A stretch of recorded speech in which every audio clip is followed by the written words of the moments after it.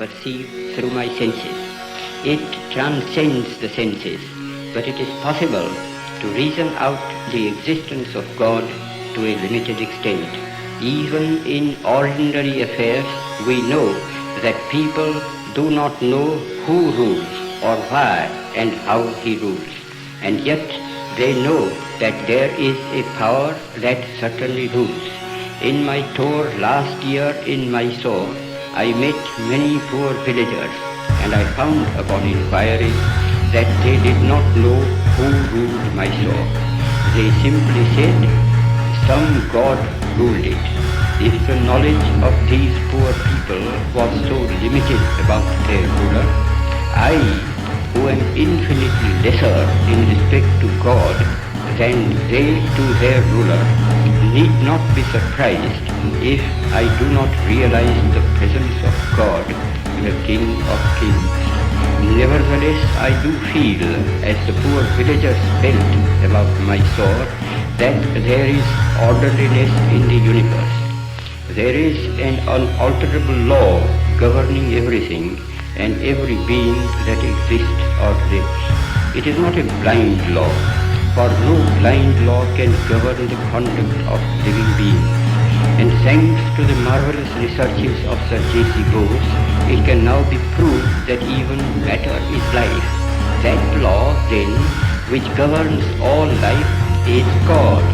Law and the lawgiver are one. I may not deny the law or the lawgiver because I know so little about it or him. Just as my denial or ignorance of the existence of an earthly power will avail me nothing, even so my denial of God and his law will not liberate me from its operation, whereas humble and mute acceptance of divine authority makes life's journey easier, even as the acceptance of earthly rule makes life under it easier. I do dimly perceive that whilst everything around me is ever changing, ever dying, there is underlying all that change a living power that is changeless, that holds all together, that creates, dissolves, and recreates. Or I can see that in the midst of death, life persists. In the midst of untruth, truth persists. In the midst of darkness, light persists. Hence I gather that God is life, truth, light. He is love. He is the supreme good. But he is no God who merely satisfies the intellect if he ever does. God, to be God, must rule the heart and transform it.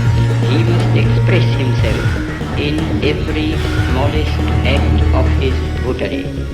This can only be done through a definite realization, more real than the five senses can ever produce.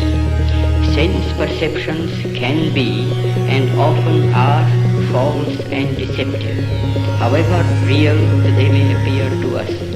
Where there is realization outside the senses, it is infallible. It is proved not by extraneous evidence, but in the transformed conduct and character of those who have felt the real presence of God within. Such testimony is to be found in the experiences of an unbroken line of prophets and sages in all countries and climes. To reject this evidence is to deny oneself. This realization is preceded by an immovable faith.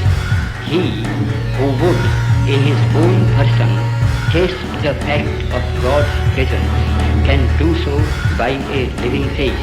And since faith itself cannot be proved by extraneous evidence, the safest course is to believe in the moral government of the world, and therefore in the supremacy of the moral law, the law of truth and love.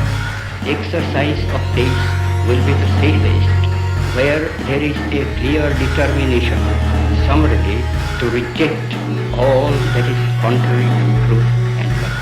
I confess that I have no argument to convince through reason. Faith transcends reason. All I can advise is not to attempt the impossible.